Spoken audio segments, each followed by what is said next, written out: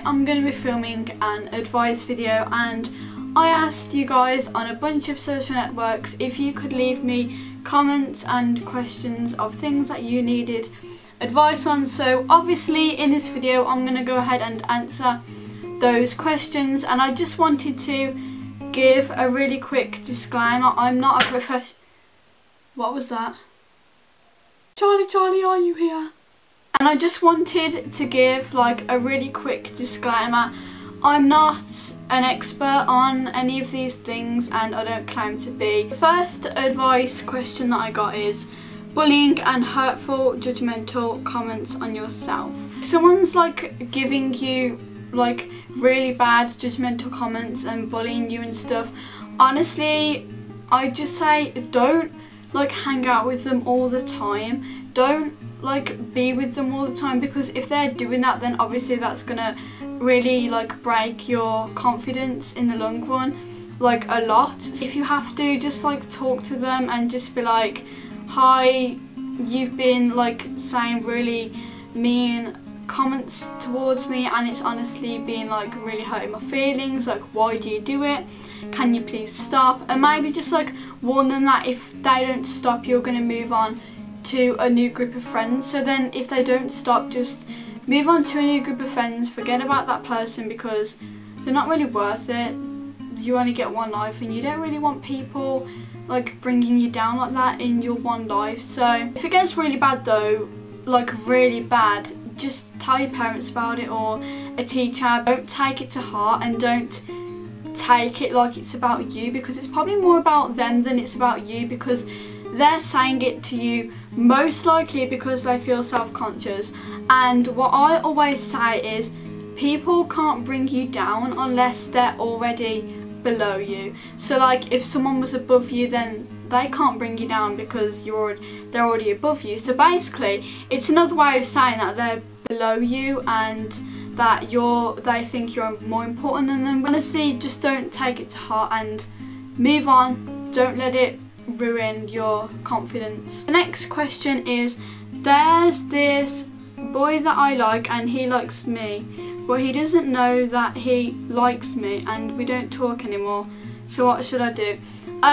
If you don't talk anymore, like does he have social media? Like you could message him on social media maybe, if that's a bit easier for you. If you fell out, this isn't really ideal, but like maybe get your friends to kind of talk to him a bit and to kind of let him know, which is like more of a subtle way. I believe that if you don't talk anymore, that's for a reason. Like life has brought you to that place, so don't like over try to talk to him, because at the end of the day, like everything happens for a reason in my opinion, and just go with the flow of things. So if life has made that happen, then just accept it and just think like better things will come, better boys will come. If I don't get him, it's obviously for a reason. It's just like one out of millions of people in this world, so don't take it to heart too much. Next question is, if my parents see me over talking or texting a boy, they automatically think I like him. They come up with this whole speech about dating. I never like the boys I talk to. How can I explain to them? Honestly, just explain like there are millions of people in this world, millions of girls who talk to boys and message them, and like just explain to them like you don't like them, you're just another girl that messages boys just because they're a boy. Like genders don't really matter because they're still a person, like they're still a human being, they were still born the same way as you were. Just explain that to them and just say like millions of girls do it, like you're not the only one. And just explain that to them and try and like be reasonable with them and sit down and talk to them about it and stuff. Next question, I love you.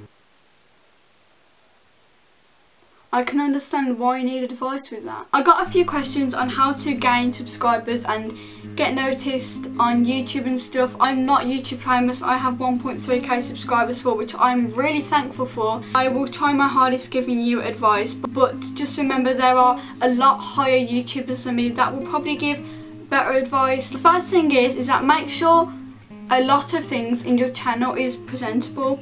for me that's the most important thing. Like, I like everything to be presentable. So for instance, you could have like a bit of a theme going with your thumbnails. Like, my theme is green and pink, and you could have like a channel art, and you could maybe keep that to the theme as well. You could have like a YouTube name that goes with your channels, and make sure that you talk to the camera with like a lot of enthusiasm. Like I'm doing now, I'm talking, I'm not just going, hi, my name is Abbie, I'm going to be doing a video. Like, I'm talking with a lot of oomph in my words, if you want to say it, and I'm using hand gestures as well, and that just keeps the viewer like more interested. So they're most likely going to view nearly all of your video if you make them interested. Be yourself, don't copy other people, because if you copy other people, then they're just going to think, oh well, I might as well just go ahead and watch them instead, because they're basically exactly the same. Be original, keep your channel to the same kind of genre. So like, my genre is like lifestyle and beauty and like advice and stuff, so that's what I keep it to. Like, if you just upload random videos, people are not going to like that, they're most likely going to subscribe to you. Leave nice comments on other YouTubers' videos, especially if they have loads of subscribers. People will see your comment maybe, and they will maybe press on your channel and subscribe. Another thing is your YouTube profile picture. That also has a big role in it, because if someone was scrolling through comments and they saw like a profile picture and you didn't have one, or like it was bad quality, they'd probably think, oh, they probably don't have like a professional account and they probably don't post good videos, so I'm not going to press on them.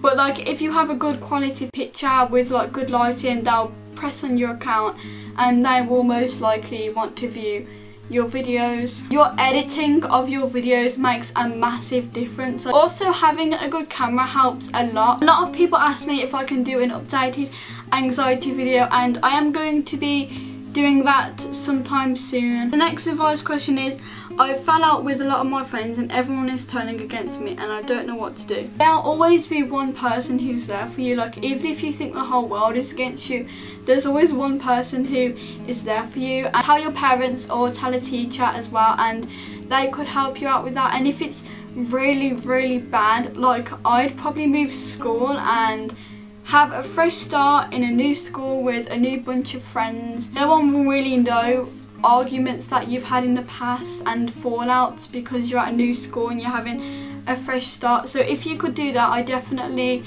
advise you to do that. But if you can't move school, like, smile at people, like, be friendly, be like kind and outgoing, and you will get like more people wanting to be friends with you.